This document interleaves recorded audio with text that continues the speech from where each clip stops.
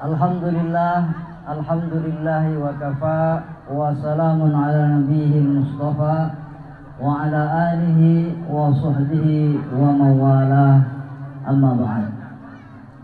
Jamaah maulid yang sama dirahmati Allah, puji syukur kita persembahkan kehadirat Allah Subhanahu wa taala, di mana Allah masih memberikan umur yang panjang. Allah memberikan kita kesehatan, kesempatan, dan teristimewa. Allah masih menanamkan rasa cinta kepada Rasulullah Sallallahu Alaihi Wasallam, sehingga kita hadir untuk membuktikan betapa cintanya kita kepada Rasulullah Sallallahu Alaihi Wasallam. Kita meluangkan waktu kita, tenaga kita, pikiran kita, bahkan materi kita untuk mengagungkan syiar Maulid Rasulullah SAW. Pertama-tama Bapak Camat Tewala yang saya hormati, Bapak anggota DPR Mamuju Tengah yang saya hormati, tokoh agama, tokoh masyarakat, ibu-ibu majelis taklim dan grup majelis sholawat, dan para santri yang sempat hadir dalam acara peringatan Maulid yang penuh berkah ini. Jamaah sekalian yang sama berbahagia, kalau ada yang bertanya bahwa apa bukti kebenaran daripada kenabian daripada Rasulullah Sallallahu Alaihi Wasallam, ada yang bertanya, benarkah Nabi Muhammad itu adalah seorang nabi? Apa buktinya? Tentu kita tidak akan berjumpa lagi dengan mukjizat Nabi membelah bulan. Kita tidak akan berjumpa lagi air yang mengalir dari sela-sela jarinya Nabi. Tentu kita tidak akan melihat malaikat turun di perang Badar. Apa buktinya bahwa Nabi Muhammad 1400 tahun yang lalu adalah seorang Nabi? Jamaah sekalian yang sama berbahagia, buktinya adalah meskipun Nabi sudah 1400 tahun yang lalu, tapi agama yang dibawa oleh beliau bukannya berkurang pengikutnya, tapi bertambah, bahkan menjadi miliaran. Apa buktinya?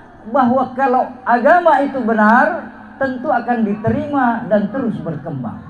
Berapa banyak agama yang dulunya ada, sekarang agama itu sudah tidak ada lagi pengikutnya. Kenapa? Karena seiring dengan perkembangan zaman, kadang ajaran itu tidak sesuai lagi dengan akal pikiran dan kemajuan kondisi masyarakat. Sementara agama Islam itu yang dicontohkan, yang diberikan suri tauladan oleh Rasulullah, tetap relevan sesuai dengan zaman yang terus berkembang. Jamaah sekalian yang sama berbahagia, insyaallah saya akan menyampaikan beberapa penjelasan tentang kitab yang selalu dibaca di setiap acara-acara kegiatan kita. Sebenarnya kandungannya sejauh mana? Apa hebatnya itu Al-Barzanji? Kenapa mesti sedikit-sedikit acara Barzanji, syukuran Barzanji, naik rumah Barzanji?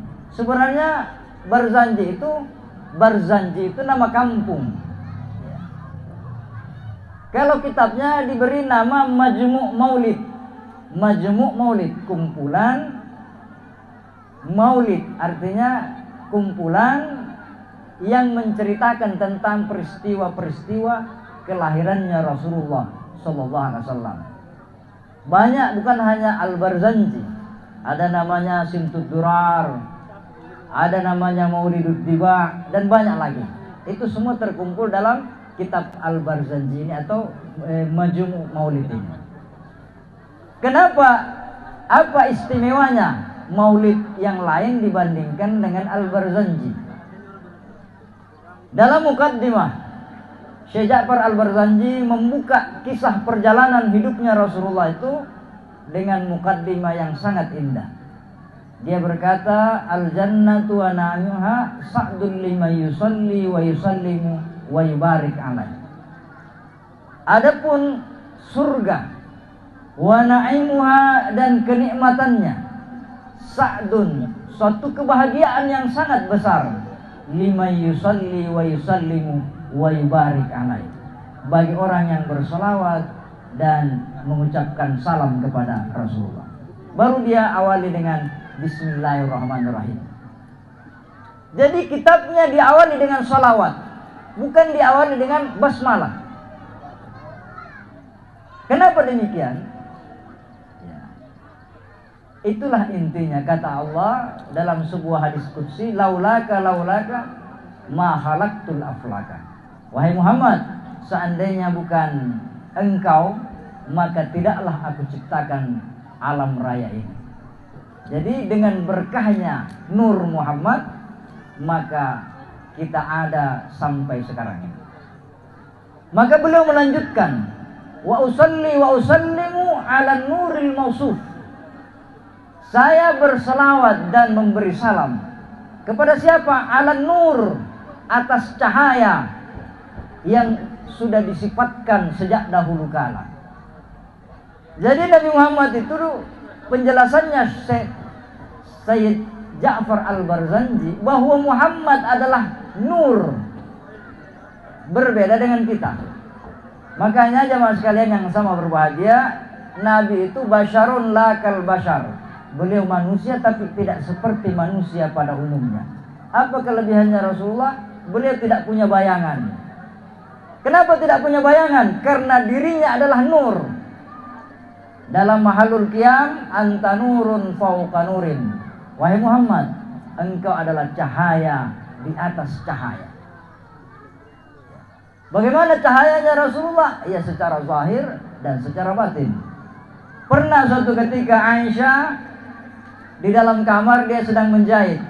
Tiba-tiba jatuh jarumnya, padam pelitanya. Gelaplah kamar itu. Tiba-tiba Rasulullah masuk di kamar itu. Akhirnya jarum yang jatuh itu dilihat oleh Aisyah. Kenapa? Begitu terangnya wajahnya Rasulullah. Apa kata Aisyah? Ma adwa'u wajhuka ya Rasulullah. Betapa terangnya cahaya wajahmu. Celakalah orang yang tidak melihat wajahmu di akhirat nanti.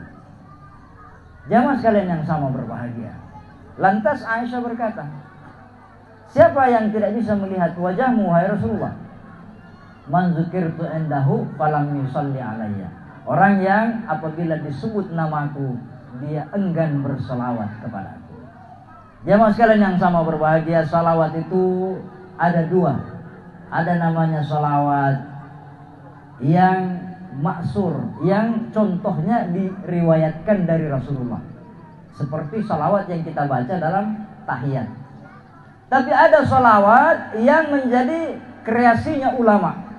Apa itu salawat yang menjadi kreasinya ulama? Itu ungkapan cinta, ya Nabi salam alaik, dan seterusnya. Banyak muncul kasidah-kasidah yang intinya dia adalah salawat memuji dan menyanjung Rasulullah. Apakah boleh dua-duanya? Ya boleh dua-duanya. Salawat yang maksur yang dicontohkan oleh Rasulullah, yang dicontohkan oleh Jibril, dan yang dicontohkan oleh para ulama. Jamaah sekalian yang sama berbahagia. Kemudian Al-Barzanji melanjutkan, ada fase di mana sebelum kelahirannya Nabi, ada fase di mana kelahirannya Nabi, ada fase di mana Nabi masih anak-anak, dan ada fase di mana Nabi remaja, dan ada fase di mana Nabi berusia 35 tahun, masuk 40 tahun, dan di awal-awal dakwanya Rasulullah. Jadi Al-Barzanji itu lengkap susunannya. Maka dia lebih diutamakan, terutama kita masyarakat Bugis Makassar Mandar yang ada di Sulawesi Selatan ini, umumnya kalau ada kegiatannya dia baca Al-Barzanji, karena dia dianggap lengkap fase tahapan-tahapan perjalanan hidup yang dilalui oleh Rasulullah. Di dalam mukaddimahnya bab-bab berikutnya dia berkata, wa utiyat ummuhu fil manami, dan baginda Nabi itu ibundanya Siti Aminah didatangi dalam mimpinya.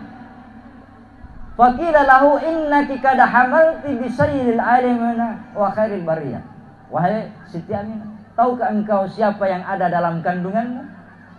Engkau mengandung manusia yang terbaik, penghulu seluruh alam.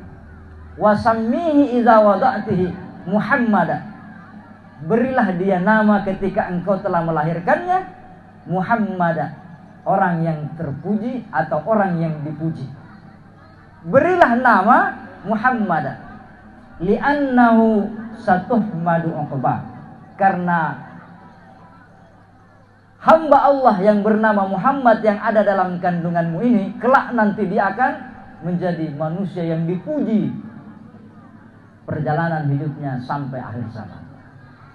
Jadi jemaah sekalian yang sama berbahagia, memberi nama ya jangan juga sembarang.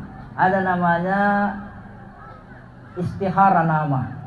Banyak orang sekarang ini gara-gara dia fans sama seorang artis, siapa ini, Ariel, oh ya sudah Ariel saja namanya. Ya, dia senang dengan vokalis Gigi, ini mau Arman mau. Siapa namanya? Arman kan gitu. Dia senang dengan pemain bola ya Ronaldo lah. Nah, bermacam-macam. Seolah-olah nama tidak membawa makna.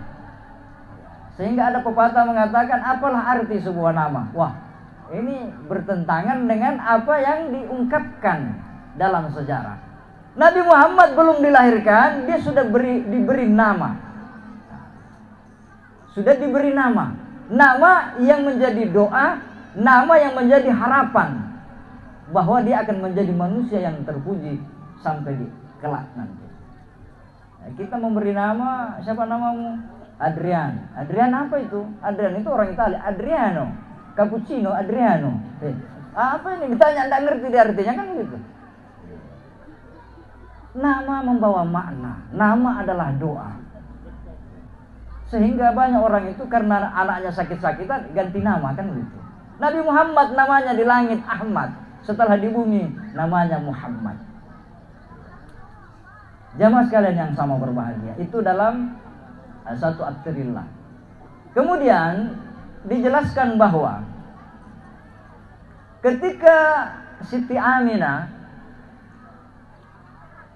melahirkan, wa hadara inda wiladatihi Aminah, ketika Aminah akan melahirkan Rasulullah, siapa yang menjadi bidannya? Asiyatu wa Maryam. Datang dihadirkan oleh Allah Subhanahu wa taala untuk menyambut kelahirannya sebagai bidannya adalah Asia. Asia siapa? Asia ini istrinya Fir'aun yang langsung ruhnya masuk ke dalam surga ketika dilemparkan ke dalam belanga yang menyala-nyala. Dan manusia yang paling mulia adalah Maryam, ibundanya Nabi Isa alaihissalam. Inilah bidannya yang menyambut kelahirannya Rasulullah SAW. Jamaah sekalian yang sama berbahagia.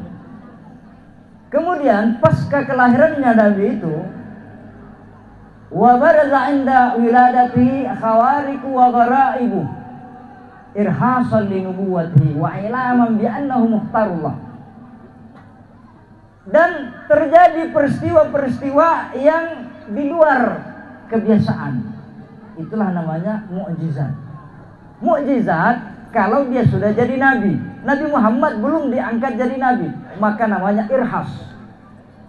Peristiwa yang luar biasa yang terjadi pada seorang yang kelak jadi nabi, tapi dia belum nabi, dia baru lahir, ada kejadian yang luar biasa, maka namanya irhas. Wa barza inda wiladatihi sallallahu alaihi wasallam irhasan li nubuwwati khawariq wa garaib, hal-hal yang gaib, hal-hal yang luar biasa. Jamaah sekalian yang sama berbahagia, apa tandanya? Aminah, Siti Aminah sejak dia mengandung Rasulullah tidak pernah merasakan sakit. Jadi berbeda dengan kita, baru 1 bulan, 2 bulan ibu kita sudah tersiksa. Artinya kita memberatkan orang tua kita. Sementara Rasulullah tidak pernah membebani ibunya, seolah-olah dia tidak mengandung seperti ibu-ibu pada umumnya. Begitu juga ketika lahir baginda Rasulullah. Wa wulida sallallahu alaihi wasallam nadhifan mahtunan maqtu'as surah bi qudratil ilahiyah. Dilahirkan baginda Nabi bagaimana? Nadhifan, dalam keadaan suci bersih, tidak ada darah nifas. Berbeda dengan kita, ada air ketuban, ada air nifas, ada bercampur dengan kotoran. Nabi itu wa wulida sallallahu alaihi wasallam nadhifan. Bagaimana? Mahtunan, dia sudah terkhitan. Dalam riwayat dia sudah terkhitan, riwayat yang lain mengatakan pada hari ke-7 beliau dikhitan.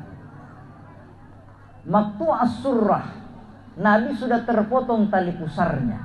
Jadi bukan Asia dan Maryam tadi yang memotong tali pusarnya, tapi maqtu'as surrah bi qudratil ilahiyah, dengan kuasanya Allah. Itu tanda bahwa Nabi adalah seorang yang besar, orang yang terpilih, mukhtarullah, orang yang sengaja dipilih oleh Allah. Ini penjelasan para ulama mengatakan itulah bedanya kita dengan Rasulullah. Rasulullah itu by design. Masjid ini megah. Kenapa megah? Karena dibikin gambarnya, sudah desain, dirapatkan, dirancang, baru dibikin ini masjid. Beda dengan rumah kita. Kenapa gini modelnya rumahnya ini, dapurnya kok terpisah dengan badan rumahnya? Kebetulan ada rezeki jadi ditambah-tambahin lagi. Tidak lama itu ditambah lagi teras pinggir, teras belakang, teras samping. Kenapa? Karena bukan by design. Berbeda dengan bangunan yang megah, dia desain. Rasulullah itu by design, didesain memang oleh Allah Subhanahu wa taala. Mulai dari maninya, dia adalah nur. Kita ini mani ya, dari saripati makanan jadi mani kan gitu. Jadilah kita manusia. Rasulullah proses kelahirannya berbeda dengan kita kan gitu. Dia lahir sudah terpotong tali pusarnya, kita aduh. Nah, itu. Keluar ketuban belum pecah, bagaimana ini? Nah, disesar lah dia kan begitu. Berbeda sekali dengan prosesnya Rasulullah. Dia dirancang khusus oleh Allah Subhanahu wa taala. Selanjutnya jemaah sekalian yang sama berbahagia. Ya, kalau saya jelaskan semua terlalu panjang, saya masuk pada atrilah terakhir itu dikatakan bahwa wa kana sallallahu alaihi wasallam ahsanan nasi khalqan wa khuluqan zalati wa sifatin saniyah. Adalah Nabi Muhammad sallallahu alaihi wasallam ahsanan nas, manusia yang paling baik. Apanya paling baik? Dua. Khalqan wa khuluqan, manusia yang paling sempurna penciptaannya, bentuk fisiknya, dan paling sempurna akhlaknya.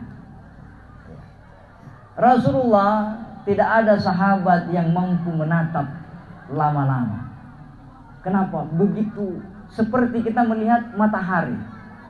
Anta syamsun, anta badrun, anta nurun fauqa nurin. Begitu pujiannya kepada Rasulullah. Nabi Yusuf, kalau seseorang memandangnya, dia tidak mampu memalingkan wajahnya. Begitu tampannya Nabi Yusuf. Sehingga wanita-wanita pembesar kerajaan pada saat itu ketika Nabi Yusuf lewat, dia tidak terasa tangannya teriris. Kenapa? Dia terfokus dengan ketampanannya Nabi Yusuf.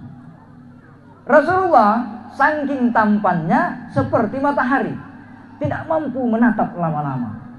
Tapi kalau bulan biar dipandang sehari semalam bisa. Indah bulan itu. Tapi matahari lebih indah, maka tidak mampu ditatap. Makanya anta syamsun, anta nurun fauqa nur. Engkaulah matahari yang menerangi alam. Jamaah sekalian yang sama berbahagia. Jadi Nabi paling sempurna akhlaknya dan paling sempurna bentuk fisiknya. Kalau kita dianggaplah orang gagah sedikit, tapi kalau duduk di sampingnya orang yang tampan, kita jadi jelek, kan gitu. Ya, kita yang pendek duduk di sampingnya orang tinggi, kita jadi tambah pendek, kan itu. Rasulullah kalau dia berdampingan dengan orang yang kurang tampan, orang yang kurang tinggi, dia menyesuaikan. Orang ini jadi ikut tampan. Orang yang tadi kelihatannya pendek seimbang dengan Rasulullah. Bayangkan itu. Jadi orang yang dekatlah dengan Rasulullah yang mendapat kenikmatan. Kalau kita tadi kita duduk di sampingnya Pak Ketua, kita yang merasa nyaman. Oh, foto kata di sampingnya Pak Ketua, kita yang merasa nyaman, kan gitu. Tapi kalau Rasulullah, orang yang dekat, yang didekati, yang dekat, justru orang itu yang mendapat kenikmatan. Makanya kita selalu mendekatkan diri kita kepada Rasulullah agar kita mendapat limpahan itu. Bukan justru kita yang menjadi rendah. Jamaah sekalian yang sama berbahagia. Di dalam Al-Barzanji itu diaturlah yang kedua sebelum terakhir, dia berkata, wa yaqulu na'ituhu lam ara qablahu mislahu basyaru wala yara. Orang yang pernah berjumpa dengan Rasulullah, yang mensifatkan, menceritakan bagaimana Rasulullah itu, lam ara qablahu wala ba'dahu. Saya tidak pernah melihat ada manusia sebelumnya dan setelahnya yang seperti baginda Rasulullah sallallahu alaihi wasallam. Tidak ada lagi manusia yang akan sama dengan Rasulullah. Bagaimana Rasulullah sallallahu alaihi wasallam, beliau memperlakukan orang sama dengannya. Semua orang merasa dekat dengan Rasulullah, semua orang merasa nyaman, bahagia dengan kehadirannya Rasulullah SAW. Saya kasih tahu, tadi ada lantunan Tala'al Badru Alaina. Tala'al Badru Alaina itu sudah ada di zamannya Nabi, bukan ulama sekarang yang bikin. Berbeda dengan asyraka. Kalau Tala'a itu adalah ungkapan penduduk Madinah yang sudah menunggu kedatangannya Rasulullah SAW berhari-hari. Ada informasi yang datang dari Makkah bahwa Rasulullah sudah hijrah menuju Madinah. Nabi tinggal bermalam di Gua Sur 3 hari 3 malam. Penduduk Madinah dia tidak mengerti bahwa ada strategi sembunyi dulu baru lanjutkan perjalanan. Jadi mereka menunggu keluar menjemput, kayak Tobada ini dia pergi ke pintu gerbang sana untuk menjemput Rasulullah datang di Tobada ini. Rasulullah ditunggu sekitar 7 kilo 8 kilo dari kota Madinah untuk disambut. Ketika datang Rasulullah dilihat dari kejauhan, padahal matahari panas sekali pada saat itu. Anak-anak, orang tua, ibu-ibu semua datang bergembira. Tala'al badru alaina min saniyatil wada. Telah muncul al-badru alaina, bulan purnama di antara kami. Telah terbit bulan purnama min saniyatil wada, dari celah-celah gunung al-wada. Jadi kelihatan itu datang dari celah-celah gunung Tobada umpamanya. Mereka bergembira, berbahagia. Maka dari itu menjadi kebiasaan ulama kita mahallul qiyam. Apa itu mahallul qiyam? Tempatnya berdiri untuk mengagungkan Rasulullah SAW. Kenapa? Karena sejarahnya seperti itu. Ya. Jadi biasa juga ada, kenapa mesti berdiri? Ya. Begitu penghayatannya. Jamaah sekalian yang sama berbahagia. Kemudian bait yang terakhir, wa kana sallallahu alaihi wasallam syadidal haya'i wat tawadhu. Adalah baginda Nabi itu orang yang sangat tinggi rasa malunya dan sangat rendah diri. Kata Rasulullah SAW, al-haya'u minal iman. Malu itu bagian dari iman. La imana liman la haya'alahu. Tidak ada nilai iman bagi seseorang kalau dia tidak malu. Ada orang bangga merayakan ulang tahun. Ulang tahun apa? Kemerdekaan Indonesia. Ulang tahun apa? Ulang tahun perusahaannya. Ulang tahun apa? Ulang tahun anaknya. Ulang tahun apa? Ulang tahun pernikahannya. Ulang tahun, ulang tahun, ulang tahun. Apakah maulid ini seperti ulang tahun? Lebih daripada itu. Kenapa ada telur? Itu simbol kelahiran. Kenapa ada pisang? Simbol kehidupan. Orang tua dulu kan dia tidak tahu ceramah, tidak tahu nasihat. Kalau maulid orang bawa telur, apa? Kelahiran. Apa maknanya? Pisang. Cukup sekali tapi berarti. Tidak boleh mati sebelum berbuah. Itulah pisang. Jamaah sekalian yang sama berbahagia, Nabi syadidul haya, sangat tinggi rasa malunya. Malu, ada orang malu bermaulid. Maulid kan kayak ikut-ikut Nasrani. Ya, apa persamaannya? Tidak ada persamaannya. Yang kita ceritakan perjalanan hidup, bukan pesta pora, tapi syiarnya. Man ahabbani kana ma'i fil jannah. Siapa yang mencintaiku, dia akan bersamaku nanti di dalam surga. Bagaimana Anda bisa mencintai kalau Anda tidak kenal?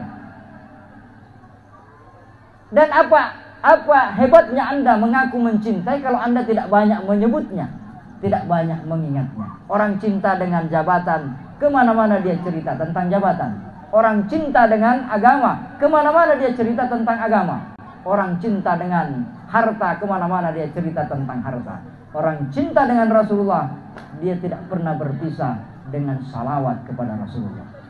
Yang terakhir jamaah sekalian yang sama berbahagia, Rasulullah SAW dalam kitab Duratun Nasih disebutkan, suatu ketika beliau sedang duduk bersama Abu Bakar, Umar dan sahabat-sahabat yang lain. Tiba-tiba baginda Nabi datang. Tiba-tiba ada seseorang datang, anak muda. Anak muda ini disambut oleh Rasulullah, silakan duduk di samping saya. Posisi duduknya anak muda itu lebih dekat daripada Abu Bakar dan Umar. Dia berdampingan di sampingnya Rasulullah. Ini Umar bin Khattab, Abu Bakar dalam hatinya, ini siapa ini? Iki siapa? Sopo iki? Kan itu. Siapa ini tiba-tiba lebih dekat posisinya daripada kita? Maka Rasulullah mengetahui apa yang tersimpan dalam dadanya Abu Bakar dan Umar. Maka beliau berkata, tahukah engkau siapa pemuda ini? Kenapa saya dudukkan dia lebih dekat posisinya dengan saya? Rasulullah mengatakan, inilah pemuda yang paling banyak salawatnya kepada saya sehari semalam. Begitu cintanya Rasulullah kepada orang yang banyak bersalawat kepadanya. Inna awlan nasi bi yaumal qiyamati aktsaruhum alayya salatan. Orang yang paling banyak, orang yang paling dekat kedudukannya nanti dengan saya adalah orang yang paling banyak bersalawat kepada Rasulullah SAW. Itulah intinya kenapa orang-orang tua kita diajari, ulama-ulama kita ada kegiatan salawat. Ya. Orang kawin Pak, orang mau kawin malamnya barzanji, itu kan salawat. Setelah melahirkan, hamil 7 bulan barzanji lagi, salawat lagi. Setelah melahirkan, digunting rambutnya, salawat lagi. Ada rezekinya sedikit, mau bangun rumah, salawat lagi. Salawat terus mengiringi perjalanan hidupnya. Sampai dia wafat pun, tetap dibacakan salawat bersama. Kenapa? Karena manusia yang paling dekat, bukan manusia yang hidup di zaman Rasulullah saja. Kita yang hidup sekarang ini, kalau banyak bersalawat, kita rutinkan tertentu dalam sehari semalam itu, maka kita bisa dekat dengan Rasulullah SAW. Dan yang paling terakhir, apa kata Nabi? La sholata liman lam yusalli alayya. Tidak ada salat bagi orang yang tidak bersalawat kepada saya. Artinya kalau orang rajin salat tapi kurang salawatnya, maka kurang berkahnya. Mungkin cukup apa yang sempat saya sampaikan. Mudah-mudahan peringatan Maulid kali ini bisa menambah kecintaan kita kepada Rasulullah SAW, sehingga kita bisa dipandang oleh Rasulullah SAW dan diakui sebagai umatnya yang berhak mendapatkan syafaatnya di yaumil akhir kelak.